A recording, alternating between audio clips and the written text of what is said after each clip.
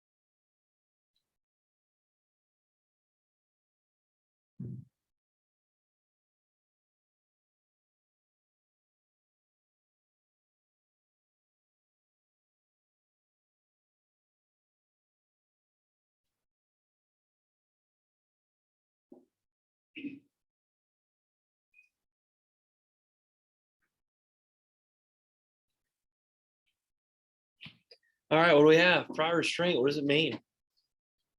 What does it mean? Taylor, go ahead.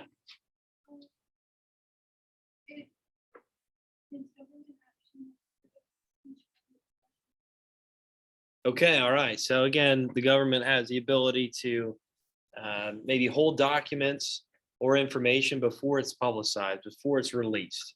Okay. And with prior restraint, what is your opinion on it? Taylor, what's your opinion on it? I don't really know with it. I mean, you can't really stop something. Oh. If you know somebody's going to burn out, then you can stop it. Okay. All right. Okay. Tanner, go ahead. I said that that people should only use it if it's inciting violence or violence against a person. All right. Yeah. So if it could cause any type of issues, violence, or maybe a riot on the streets, and yeah, then maybe the government should step in and have the ability to restrict these documents, or maybe limit what is being published to the people. All right. Good. Matt, what do you have? Necessary because of all the harmful things that are said about. Okay. All right. All right. Good. Good. So you're saying it's necessary then. So you think it's important that the government has this ability? Okay. Good. Good. All right. So yesterday we also talked about, well, what court case pertains to this? What court case did we mention yesterday, especially that pertains to this?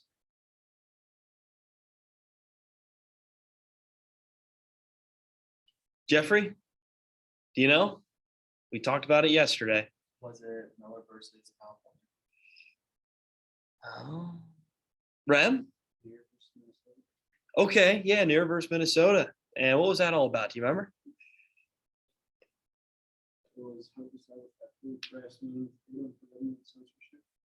Okay. All right. So with that court case, do you remember what it was about though? No? No? Okay.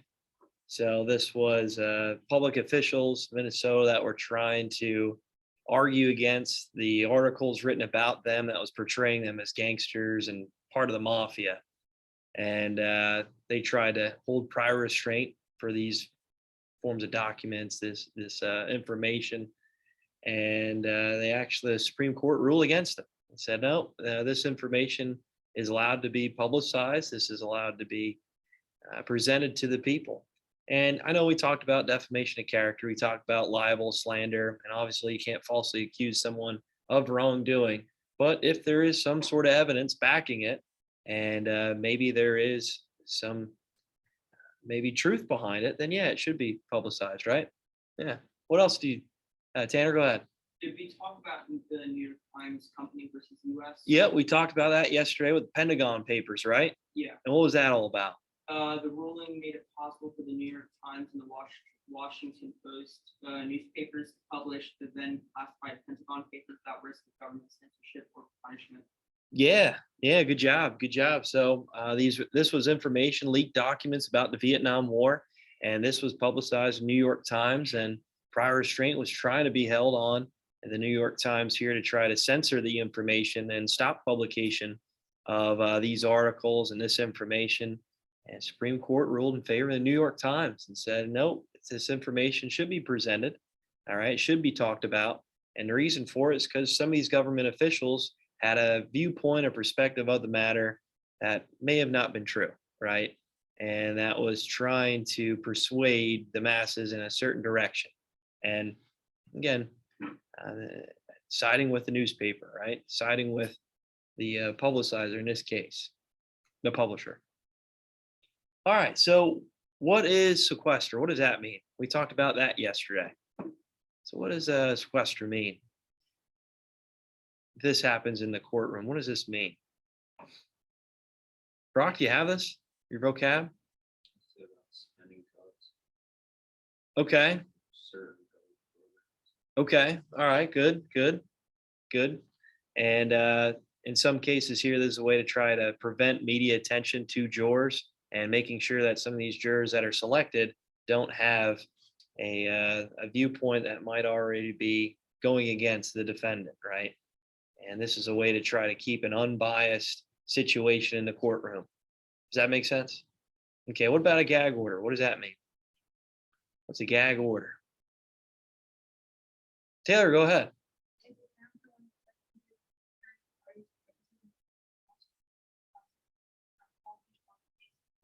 Okay, all right. So pretty much staying hush hush about the crime, or not the crime, but the trial, right? So making sure that this information isn't put out to the public, to make sure that is a fair trial, okay, and to make sure that there isn't any type of altercation that could occur that could cause a problem with the trial itself, or maybe push it down the wrong path, okay, where there might be some different viewpoints of the matter of the trial being presented to the public that could cause harm, right? Could cause wrongdoing, or maybe some type of damage or riot outside of the courtroom, right? So in a way, trying to bar the media attention from the courtroom.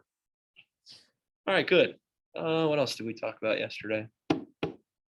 That kind of goes along well with the Shepard versus Maxwell case, right? I know we mentioned that yesterday, and how the media actually played a huge effect in the court ruling, and how the judge actually said, you know what, because of the media attention, because of the problems with the media in this trial, we're gonna set him not guilty, because this was not fair treatment. This wasn't an even fair trial. It goes against his constitutional freedoms, right? And although he was convicted of murder, right, he was set free because he didn't have a fair trial. Interesting. What else do we say? Shield laws. What are shield laws? What are shield laws here? Angel, do you have your hand up? Yeah, go ahead. What are shield laws? Journalists either absolute or qualified information obtained in the course of news gathering. Yeah, good job, good job. So the information that's being presented to people, they don't have to disclose it. They don't have to explain where they got their sources from. And the reason for it is try to protect them, right? Protect them, their sources, from any type of action against them by maybe someone that's being accused of a crime, accused of wrongdoing. And again, for protection. All right, good, good, good, good. Well, today, well, I have that activity for you about the press. I was going to assign that here for you. I think I'll do that, and then tomorrow I'll finish the notes and assign. I'm thinking maybe a video, right, where you have to create a video about a court case that we talked about, since we mentioned so many of them. Yeah, we'll see. Yeah, we'll see. So I got to get that together tonight for you guys, and I'll assign that for tomorrow. And we'll make them do, how about we make them do Wednesday then? Right, we'll have a review Monday, test Tuesday, Wednesday. I guess we'll see the videos then that you guys create about a court case that we studied. Sound good? What's up? I don't know. You look like you're upset about the assignment, maybe. That could happen. And your social test tomorrow. Why not? I don't know about that. Pop-Tarts. Oh, we have to play Pop-Tarts in order to have a test, huh? No, we're playing Pop-Tarts on Monday. I don't know. We'll see. Right? I think we're having a test tomorrow. Probably. Here, let me go over this real quick, Oh, and then why you you said can. you were doing the thing? Huh? Oh, you're going to the thing. Yeah, I want to make sure that everybody's squared away for this assignment.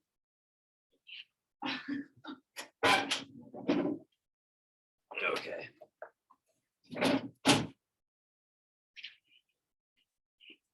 All right, here at the bottom, freedom of the press. So you can use your book to help you. It's chapter 13, section 4. It's all about the press. It's all about some of these. Actually, we mentioned a lot of these court cases already. So this should be pretty easy for you to finish up. But maybe there's some that I didn't mention that you can include in this activity here. All right, so I know it's a little blacked out since I copied it. Oh, well, the copier causes some issues. But you're just going to go through some of these words here, and then you're going to, in the middle box, it says court's opinion. So what was the court's opinion about this matter? Okay. And you can reference, obviously, court cases. That's what I want you to do with this assignment. So there's prior restraint, fair trials and free press, gag orders, protecting news sources. So like shield laws. All right. There's radio and television, motion pictures, email and internet, obscenity, and advertising. So there's a lot of things here, obviously court cases that can apply to this. And like I mentioned before, founding fathers had no idea about these new forms of technology and communication, reaching out to others, where maybe it should be limited to try to protect people. So again, the middle box, it says states court's opinion, okay? And then over here on the side, cases. So you can include the cases that pertain to that court's opinion and the court cases. You guys got it? You know what we're doing here? All right, there you go. So please work on that, have that completed for tomorrow.